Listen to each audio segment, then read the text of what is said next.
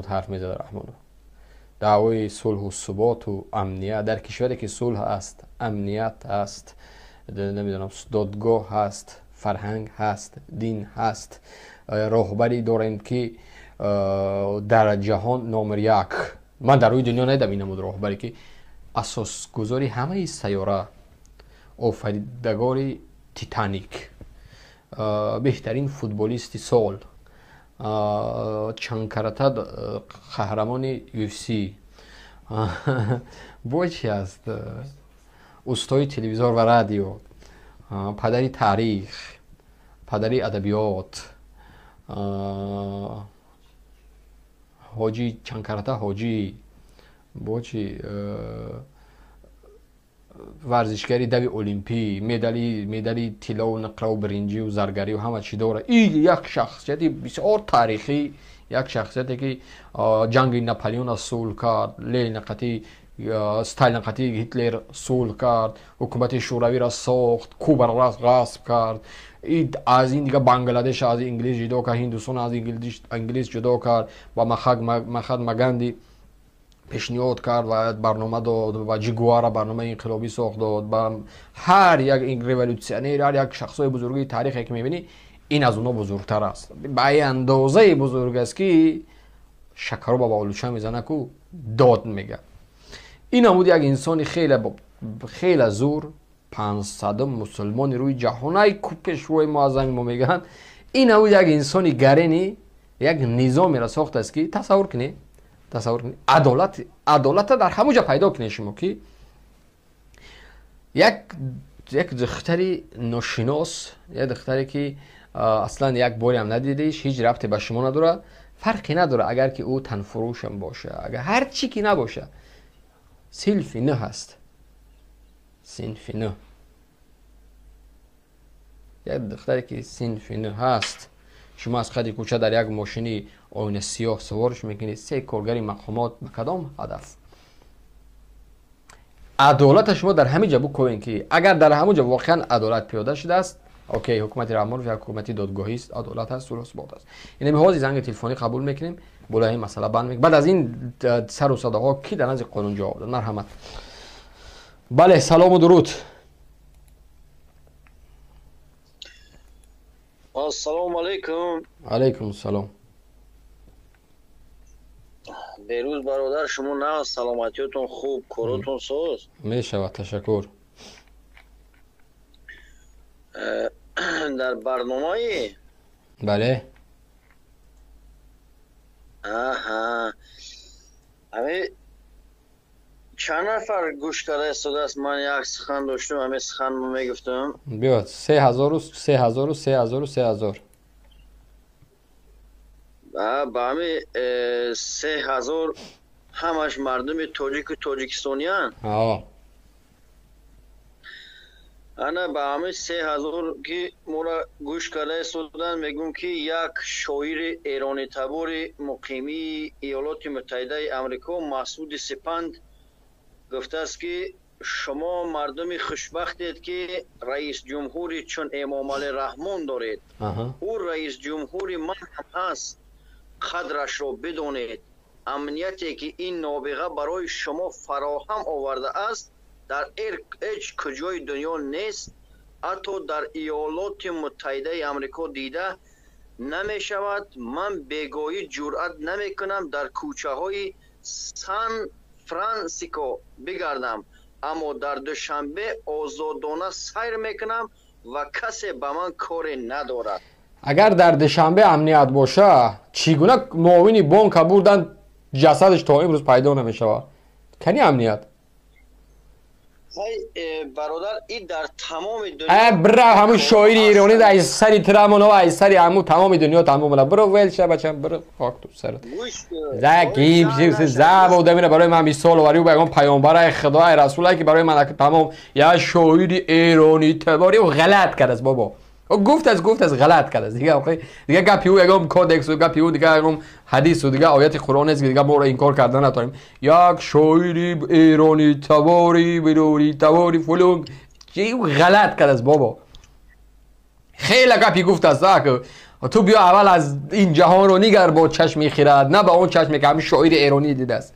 اول بیا جهان با چشم من ببین. تو بیا تاجیکستان با چشم من ببین که یک دختری صنف 9 در داخل ماشینی کارگری وزارت کارهای داخلی پیدا میشه که نیت چون تجاوز به ناموس دختر کدام امنیت. و ایرانی آقا یاد که بسیار خوب از زبان می اومد و از استغفر الله میگه زنها و خواهرها و مادرها گوش میگن. و الا از پیش چشمتون از دوشنبه چی میگن همون کامرای نظارتی به خطر، از دوشنبه به خطر معلم یک دانشگاه دزدیده شد، کش جسدش پیدا کردین.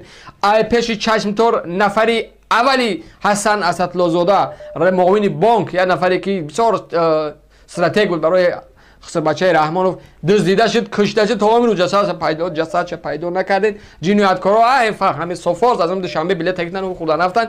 شما نه با من که حرف کدام عالم انگلیس و آمریکایی و کدام عالمی نمیدونم ایرانی را قصه توی دو شواره برای من قصه داری. بسیار آدمو بسیار چی میگن، بسیار آدمو آره بزرگای در مسئله وطن میگه که به وطن نیست غریبه که کند یادی وطن، در وطن بوده به یادی وطن به وطن است. این چی میگوی؟ لایق شهری میگه که گویم از آن که دوست به طرف به شرف بسرم سنگ ببارند که من دم نزنم. این چی میگی؟ جان به قربانی تو ای میهن شیرین سخنم. این چی میگوی؟ صدها تا هزارها تا مثال و اسناد آورده میتونیم که بزرگایی که در این دنیا از لحاظ فلسفی، از لحاظ سیاست، از لحاظ ادبیات و فرهنگ حرفای زدن که از این چرت و پرتایی که شاعر ایرانی میگه بهتر قافیه و وزن دارن که امروز در مسئله وطنداری گپ میزنن، در مسئله خیانت به وطن گپ میزنن. اینا را چی میگین؟ اینا را چی میگین؟ شما زب چیزی برای ما مثال میارین که یک انسان ایرانی تباری مقیم انگلیس امریکا در یک کتابش گفته تاجیکستان شما چی شکرانه کنید که چونین یک رابری ده او غلط کده بابا ویلش کوره. زنگ دیگر. خب دوستای عزیز زیاده از 2500 نفر ما رو میبینین. با همون لطف و مهربانیتون اول لایکاتون رو بگذارین تا تعداد چه به 1000 نفر برسونیم، بعد صحبت ادامه بدیم. بسم الله. خب ولی زنگ دیگر. الو. سلام علیکم بابا سلمان. علیکم السلام. خوبه نه کاتینجن کاراتون خوب؟ عجیب تشکر مرسی. بهترین. گفتم که همین برنامه را همین اولش تماشا کردم، گفتم یک روشنی به اندازه که اوکی ای مسئله دار. بله میگم خودت اکه این مسئله را ایجیاتی همین فهمیش خودت بررسی میکنی اکه و همین خاطر فکر میکنی که همه رنگی خودت فکر میکنی که دنیای خیلی نیست و رنگی تو فکر نمیکنی دامو. خودت چی فکر داری؟ دولت دار. این همین خودت فرض کردیم یک خواهرک داری مکتب میخونه همون صنفی 8 9 هسته، کارگری مقامات حفظ حقوق میبیا میبره در داخل ماشینش دست درازی به ناموسش میکنه. همین را از فهمیش خودت چگونه بها میتی؟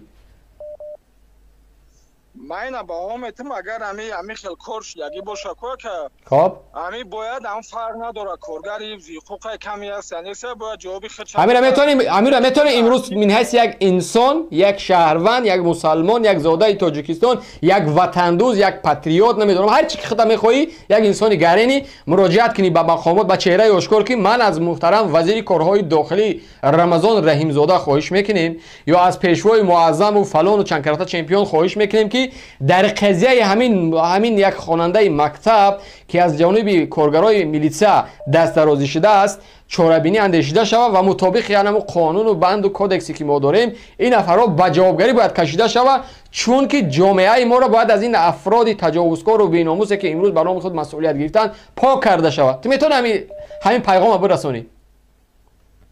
چی من نمیتونم؟ مرحمت کاملا تگینا که در رو پروی دوربین همین گپ برسون. بیا بسم الله. بسم الله الرحمن الرحیم. اکه گوش کولی گپ. نه بس پدجدی کامera تا حالی گریان میکنی از همین خیلی من نمیگم تو تحقیر بکن.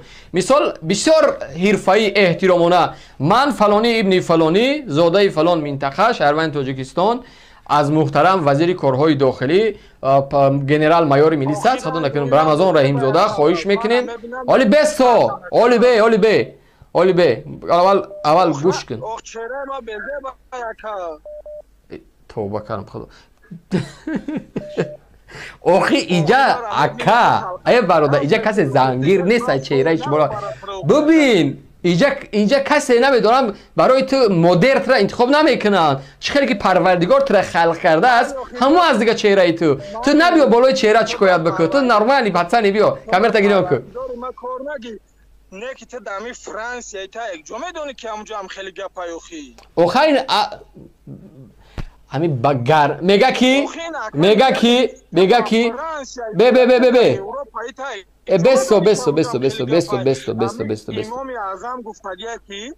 امام اعظم گفتگی که تو همی آدمی زینوکار اگر همون دلیل شایعی و همه چیزی دکزت ایسا نباشه ای بندی خدا از درون ماشین میکشن میبرورنشان با دیگه برای شما را من اگجا اسناد بیارم برای خطا در جای همون بمونن با اسناد شما بخیر بلی آزی خدا وقتی میبینین وقتی حادثه را با چشما امروز دنیای پیشرفته است دنیا پیشرفته است دوربین از کامera از همه چی دیگه نمیشه مردم فریب کرده که نه شما تو با چشمتون نبین عصری حضرتی نمیدونم واقعی خواجه خضر نیست دیگه شما دنبال کدام مکتوبی ذوالفقار ذوالقرنین باشین ای بندی خدا عصر پیشرفته است دنیا پیشرفته است همه حادثه را میتونی در 3 دقیقه پیدا بکنی ولی 20 تا گوش کردن یاد بگیر همه حادثه را در 1 مینوت اگر همین روز در امریکا چه حادثه میگذره یا در کانادا یا که در سنگاپور یا در تاجیکستان بعد از چند سکوند الکی در همین دنیای مجازی میبرو که فلان گسنیسه درگیری فلان آشنا درگیری فلانی مرد فلانی فوتبال زد فلانی چمپیون شد فلانی قهرمان شد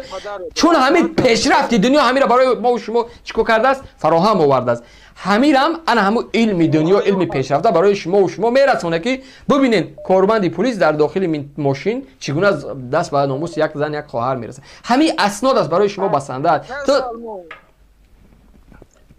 بفرما سلمان جان گوش که یا سکون تمام نه مردک ما گفت تا گوش کردم تو گفتی گوش کردن یاد بگیرم مایلی ما گوش کردم اینا نگاه کنه که امی خود اولی برنامه دا گفتی که ما دادستان داریم یا گلا لتینان داریم یا رتبه حربی میگیرن به خاطر حفظ وطن میگیرن خیر بمون امورا که همو دادستان تحقیق او الکی اونو را بردن چیکو کردن جوابگری جنایتی و جوابگری مأموری کشیدن یک قسم به جوابگری جنایتی یک قسم به جوابگری مأموری یعنی یک قسم جریمه کردن یک قسم الکی میزنن استاتای 310 قسم 1 2 3 4 5 6 7 8 9 10 11 12 13 14 15 99 100 میزنن برن کپاشون دود میکنن کپاشون میبرن 3 4 5 7 سال میشینن برای چی کارا میکنن به خاطری که فرد برای تو درد باشه که وقتی خواهر تا تجاوز میکنن حقی گپ زدن نداشته باشی میفهمی این نظام برای چی کارا میکنن برای بخیر بچم تشکر مرسی شوز